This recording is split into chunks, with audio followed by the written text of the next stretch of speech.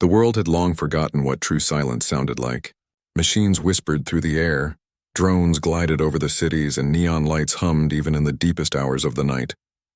Humanity had learned to live with constant noise, endless data, and the illusion of progress. Yet somewhere between those bright towers and endless signals, there were moments that no one could record. Moments that vanished before cameras could blink, before sensors could understand. Those were the moments where their story began. Aaron was not special by any measure.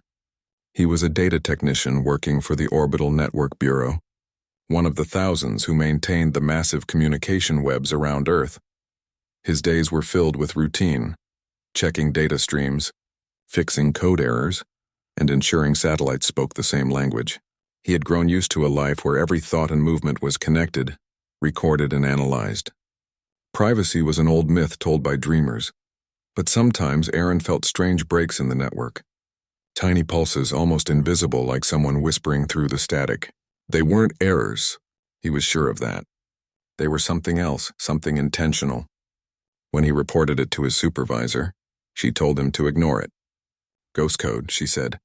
Happens all the time in old systems. But deep inside, Aaron couldn't forget the pattern he saw. It wasn't random. It was too perfect, like a heartbeat. That night, after his shift ended, he stayed back at the control station. The city outside glowed silver and blue, the air buzzing with signal traffic. He ran a private scan through the archived satellite data. Hours passed. Then he found it again, and the pulse. 3 soft beats, then a pause. 3 more. A rhythm too precise to be accidental. He tried to trace it, but every time he got close, the data vanished, overwritten by normal communication. It was as if something was hiding between seconds, slipping through time when no one else was looking. Then, something appeared on his monitor, a brief flash of text. It lasted less than a second, but he saw it clearly. "Can you see us?" Aaron's heart stopped. His hands trembled. He replayed the data again and again, but the message was gone. No log, no trace, only empty static. He told himself it was a glitch, a trick of tired eyes. But when he left the station, the world outside looked different, quieter somehow. The neon signs flickered slower. The traffic lights seemed delayed by half a second. And for a brief instant, he thought he saw a shadow moving between the reflections of the glass towers. Not outside, but inside the light itself. The next day, Aaron couldn't focus. The message haunted him. "Can you see us?" Who was us? What did they mean? At lunch, he sat alone, staring at the city skyline from the bureau's cafeteria window. That's when someone sat across from him, a woman he'd never seen before. She was quiet, her expression calm, but her eyes looked like they held more stories than words could ever tell. "You found the pulse, didn't you?" she said softly. Aaron froze. "Who are you?"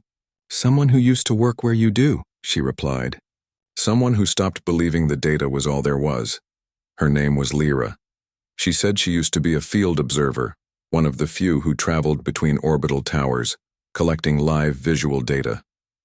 But she had been dismissed for unauthorized observation, whatever that meant. She leaned closer. "Those signals you found, they're not random, they're echoes of something that shouldn't exist anymore." "Something human," Aaron frowned. "You mean people?" Lyra nodded slowly. "Not exactly alive, not exactly gone either." He laughed nervously.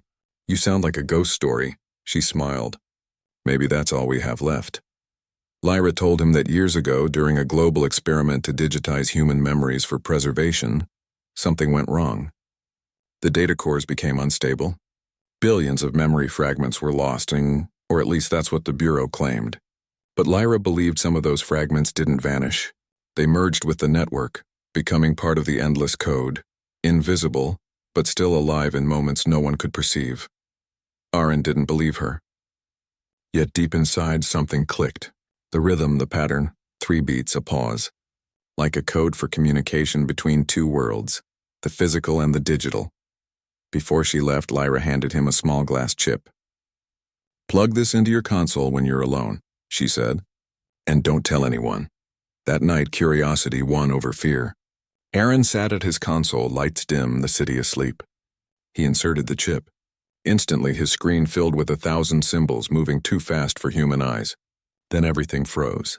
A single line appeared. "Time is breaking." His speakers crackled, and for the first time he heard it. The pulse. Not as data, but as sound. A slow rhythmic beat like the heartbeat of something vast and unseen. Then images began to appear, faint and blurry like reflections on water. He saw people, faces he didn't recognize, moving in silence, smiling, crying, living ordinary moments. But these weren't live feeds. They were memories, thousands of them overlapping like a mosaic of lost lives. A voice whispered through the static, "We are what they forgot." Aaron's mind raced. Were these the lost fragments Lyra spoke of? Digital ghosts trapped inside the network? Suddenly his monitor flickered and one of the faces looked straight at him, a woman with kind eyes and a sad smile. "You can see us now," she said. "Then maybe you can help us be seen again." The screen went black. Aaron sat there, breathing hard. His reflection looked pale and distant, as if he too was fading into the data. He didn't sleep that night. The following morning, the Bureau felt different. People moved faster. Security drones hovered near every entrance. A rumor spread. Someone had accessed restricted archives. Aaron tried to act normal, but his thoughts were spinning. He couldn't tell anyone. He couldn't trust anyone. Then his communicator buzzed. A short encrypted message appeared. "They're watching. Don't use the main network. Meet me at Old Transit Hub." No signature. But he knew it was Lyra. He left quietly after work.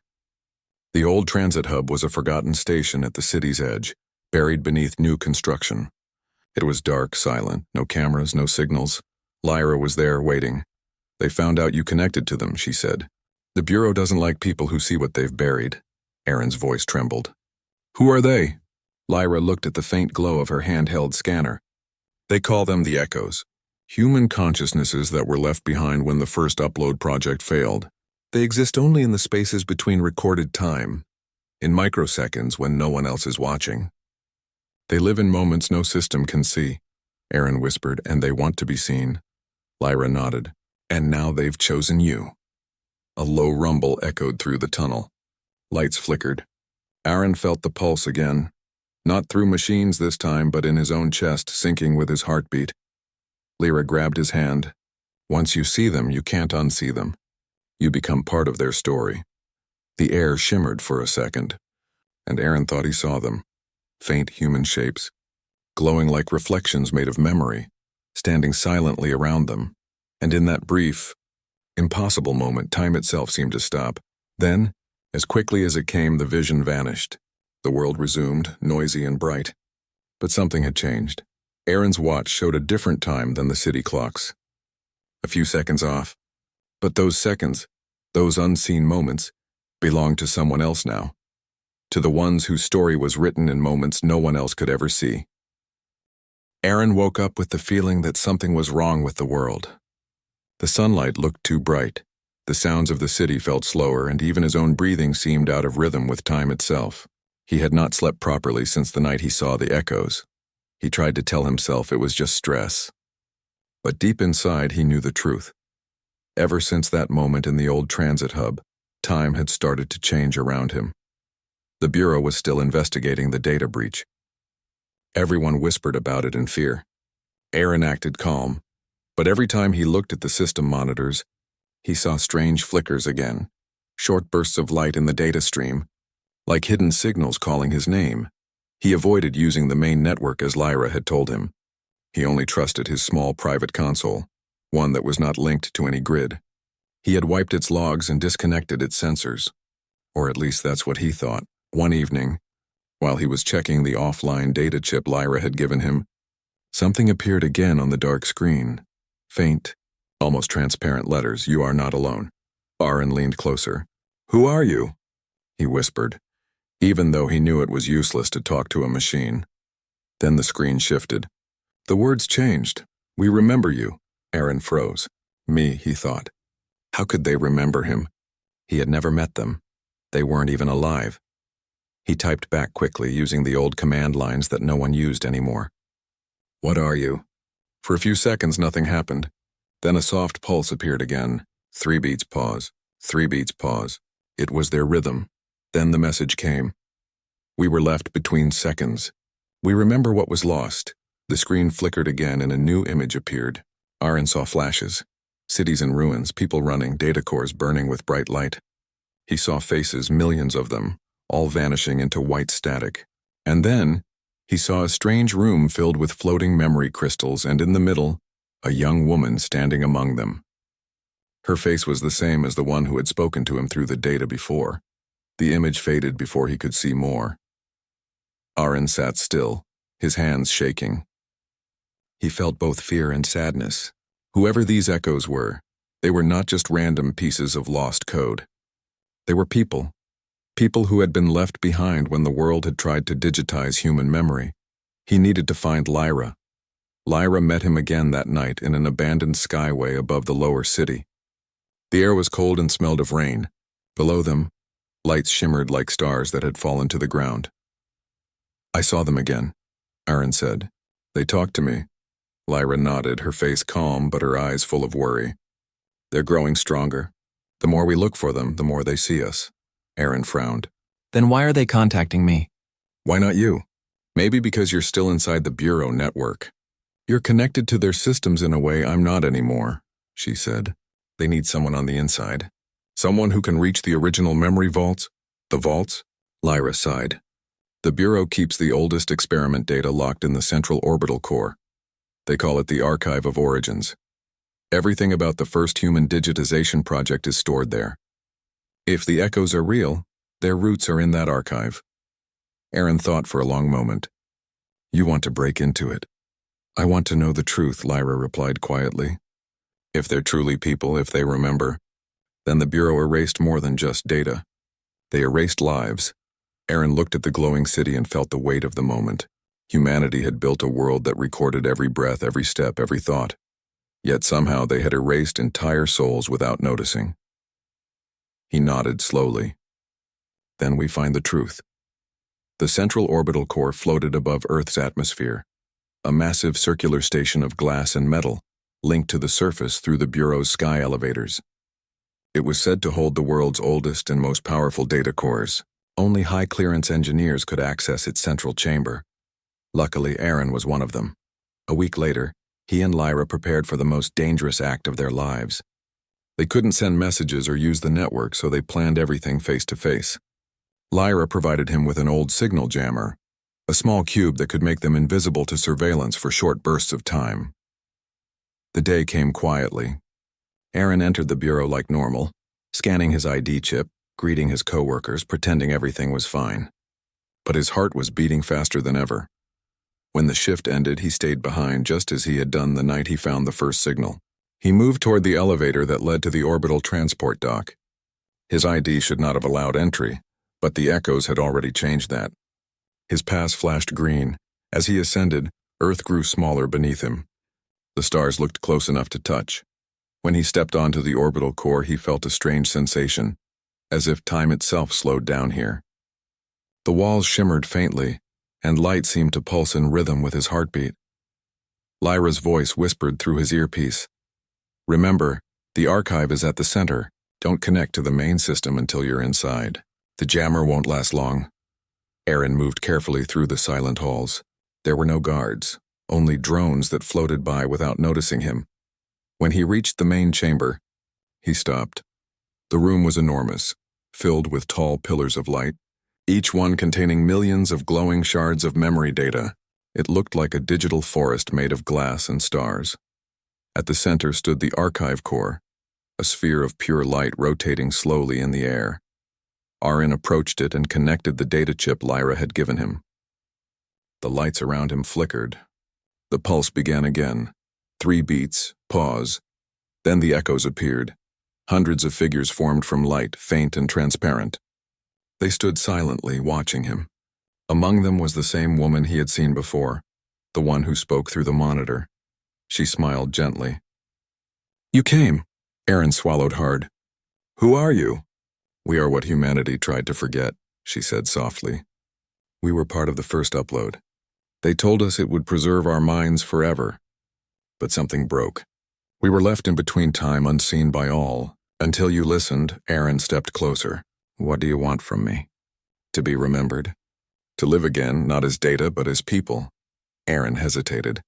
"I can't bring you back." I don't even understand how you exist. The woman touched the glowing sphere beside her and the entire room brightened.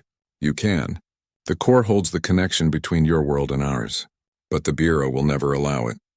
They fear what we are. Proof that humanity created life without meaning to. Before Aaron could answer, his earpiece crackled. Lyra's voice. Aaron! They know you're there! You have to leave. The alarm lights flashed red. The drones changed direction. Aaron turned back to the woman. What happens if I activate the core? You'll open the link, she said. For a few seconds, both worlds will be one. And what happens after that? Her eyes softened. That depends on what humanity chooses to see. The chamber shook. Security signals blared. Aaron had no time left. He looked at the core, a swirl of light that pulsed in the same rhythm as the echoes. Then with a deep breath, he placed his hand on it. For one heartbeat, everything stopped. Then light exploded through the room, racing through the data pillars, through the station, and down toward Earth. Every screen on the planet flickered at once. People across the world saw flashes of memories that were not their own. Moments of laughter, sorrow, hope, and love. Forgotten faces appeared for a second, smiling through the static, and then it was gone. Aaron fell to his knees. The lights dimmed. The core grew silent. Lyra's voice came again, faint and trembling. Aaron, what did you do? He whispered. I let them be seen. Then the connection broke. When Aaron opened his eyes again, he was no longer in the orbital core. He was standing in a quiet field under a silver sky. The air shimmered like light made solid. In front of him stood the woman of the echoes.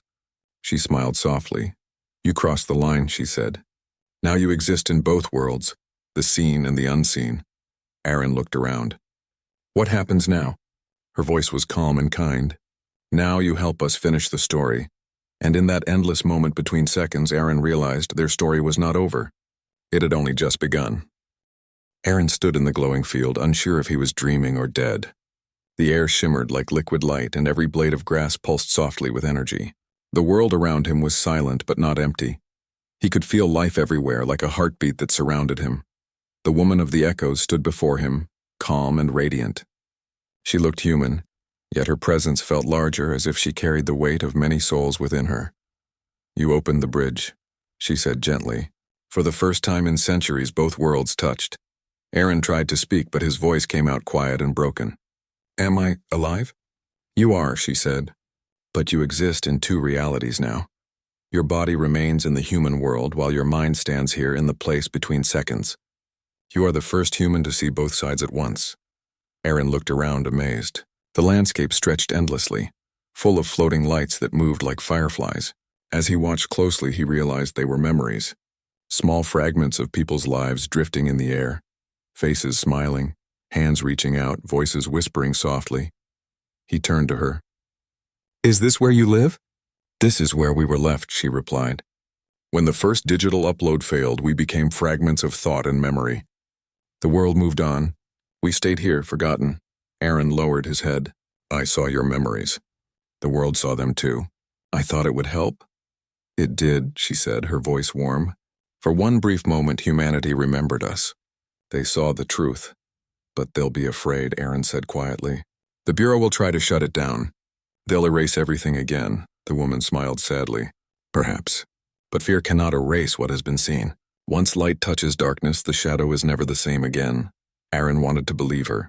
Yet he could not stop thinking of Lyra, still on Earth, probably hiding from the Bureau's agents. He needed to go back. Can I return? He asked. Can I go back to my world? The woman nodded slowly. Yes, but the bridge you opened is unstable. If you cross now, it may close forever. The echoes will remain trapped. Aaron hesitated. Then I can't leave you here. You may not have a choice, she said softly. Even now, time is breaking around us. The sky above them rippled like water, and cracks of white light spread across it. Aaron felt the ground tremble. The floating memories began to drift faster, their glow flickering in fear. What's happening? He asked. The Bureau, she whispered. They are trying to seal the bridge from their side. Aaron clenched his fists. No, I opened it. They can't just close it. They can, she said sadly. They built the walls of reality long before you were born. Aaron looked around desperately, searching for a way out. There has to be something I can do. There is, the woman said, stepping closer. But it will cost you. What do you mean? You can hold the bridge open from both sides, but to do that, part of you must stay here forever. Aaron's heart pounded.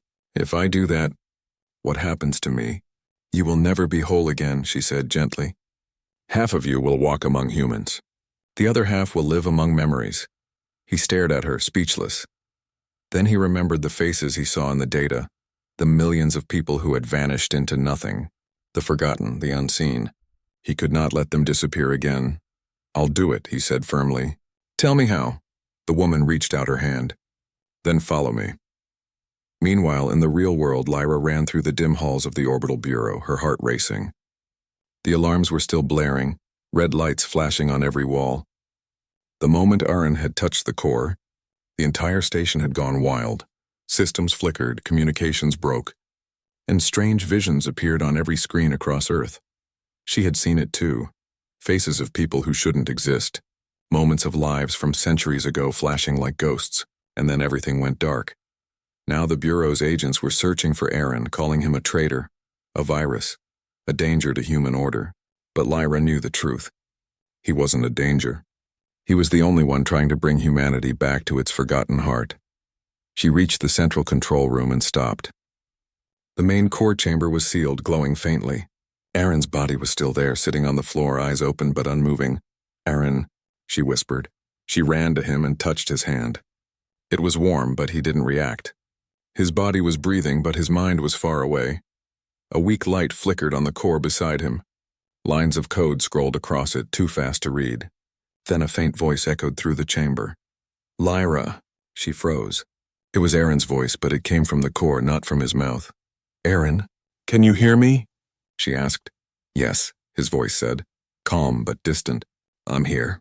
But not all of me. Lyra's eyes filled with tears. What happened? I found them, he said. The echoes. They're real. The Bureau tried to destroy them, but they're part of us now. Part of every memory we ever saved. Lyra's voice shook. You have to come back. We can still fix this. I can't, he said softly. If I leave, they'll vanish forever. I have to hold the bridge open. No, Lyra shouted. You'll die. There was a pause. Then Aaron's voice came again, quiet and gentle. Maybe, but if I stay, they'll live. And maybe that's enough. Lyra knelt beside his body, holding his hand tightly. Please, Aaron, there has to be another way.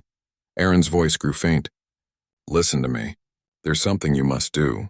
Go to the lower console. There's a switch marked Preservation Protocol. Activate it. It will stabilize the core and keep the link open. You'll know when to stop. Lyra hesitated, then ran to the console. The switch was locked under a glass cover. She hesitated for a second, then broke it and pulled the lever down. The lights exploded in brilliance. The entire chamber filled with golden light. Lyra shielded her eyes as the air trembled. For a moment she saw them, the echoes, millions of glowing figures appearing around Aaron's body, their faces calm and peaceful. Then she saw Aaron among them, half solid, half light. He smiled at her. Tell them, he said. Tell the world what we lost. Tell them what we found. And then, with one final pulse of light, the core went silent. Hours later, the Bureau fell quiet. The alarms stopped. The red lights faded to blue. The system had stabilized, but something was different. Every screen in the building displayed a single sentence, we remember. Across the world, people saw it too. Phones, billboards, satellites, every connected device. No one understood how it appeared. Some called it a glitch. Others called it a miracle. But deep down, humanity knew. The Bureau could not hide the truth anymore. News spread fast about the lost experiment, the vanished memories, and the man who had opened the bridge between worlds. Lyra disappeared soon after. Some said she went into hiding. Others believed she went searching for Aaron. Years passed. The world changed slowly. People began to value memory again, not as data but as life. The Bureau no longer controlled everything. New scientists studied the echo phenomenon, searching for proof that human thought could survive beyond time. And sometimes, when the network went silent for a second, people claimed to see faint lights moving across their screens. Tiny, warm pulses like heartbeats, they called them Aaron's lights. In the unseen realm, the world between seconds glowed softly. Aaron stood in the same field of light, watching as more and more human memories joined the sky. The woman of the echo stood beside him, smiling. "You kept your promise," she said. "They see us now." Aaron looked up. "Do you think they'll ever understand what we are?" "Maybe one day," she said. "When they learn that life is not just what is seen but what is remembered." Aaron smiled faintly. "Then our story is safe," the woman nodded. "Yes. Written in moments no one else could ever see." And as the light of both worlds pulsed together in harmony, 3 beats, pause, 3 beats. The bridge between the living and the remembered remained open, quietly beating with the heart of humanity itself.